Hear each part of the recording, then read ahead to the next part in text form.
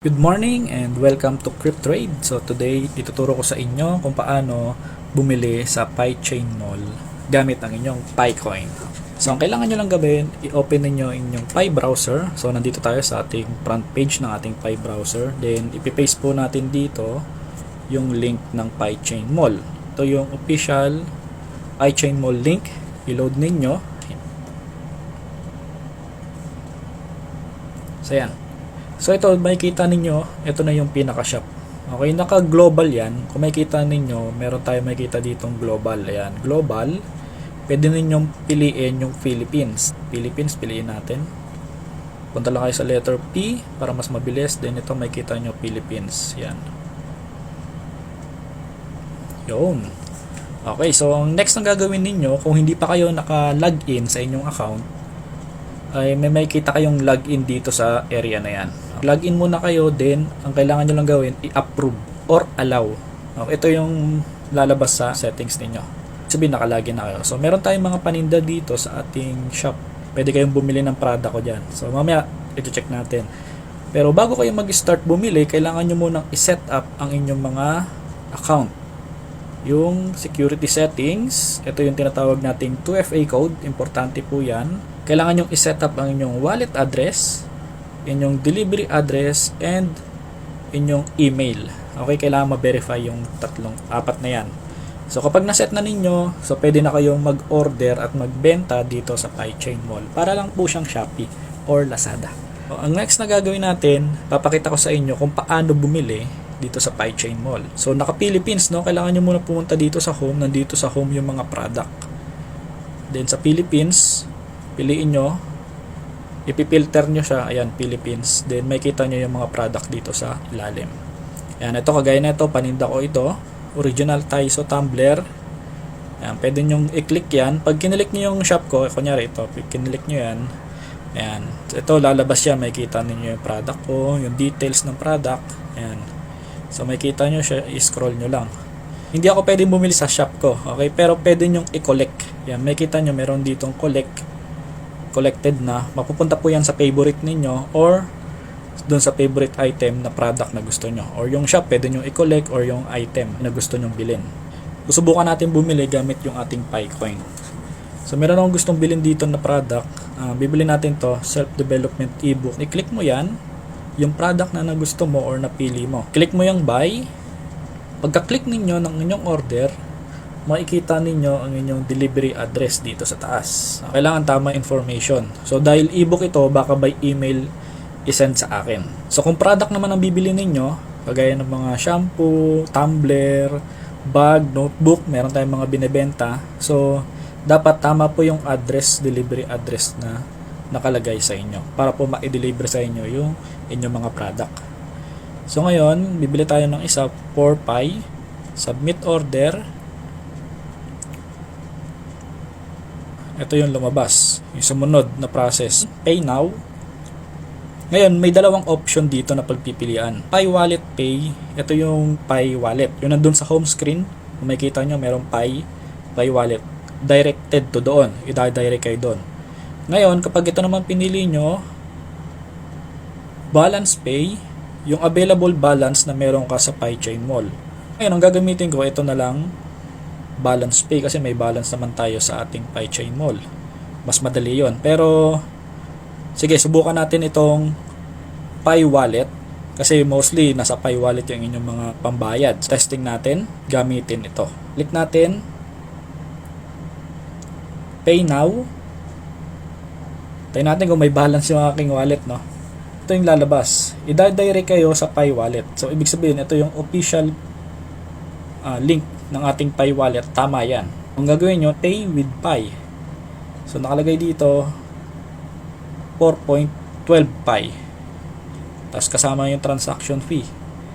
Click mo, then send. Next. Ngayon, kapag naka-fingerprint ang inyong Pi Wallet, naka-enable, fingerprint ang lalabas dito. Pero kung hindi, ipapalogin kayo sa inyong Pi Wallet. Kaya importante, dapat naka-enable ang inyong fingerprint. Yan, successful na. Pag nabayaran nyo na yung product na binili, makikita niyo dito sa My Orders. balance pay. Meron tayo 69 Picoin dito. Ito na lang gagamitin kong pambayad. Then may code na hiningi. Yung code na hinihingi dito, ito yung tinatawag nating 2FA code. Okay? Kasi naset natin yung 2FA security setting natin. Importante ito kasi sa security ng ating mga account yan, kahit ma-hack nila yung account natin, so hindi pa rin sila makapag-withdraw kasi may security code tayo. Ayun lang yung nakakaalam ng security code. And 6-digit codes yan. Paste natin, then confirm. Yan, successful na. So ngayon, kapag nabayaran nyo na yung inyong product na binili, makikita nyo dito sa my orders. Okay, so balik natin yan. Tapos nakalagay dito sa pending, all or pending. Sa pending yan, ayan. So makikita nyo dito sa inyong account mismo. Ito, yan, pending order. So ibig sabihin, nire-ready pa lang ng seller yung ating product. Ngayon, kapag na-send na natin yung email sa kanya or na-receive na natin yung product, i-confirm natin yung ating order. Tuturo ko naman sa inyo susunod yung part 2. So, explore muna natin yung product dito sa PieChain Mall. Ito, marami yan, makikita nyo. Ayan. Ito, meron tayong business package dito. Ayan.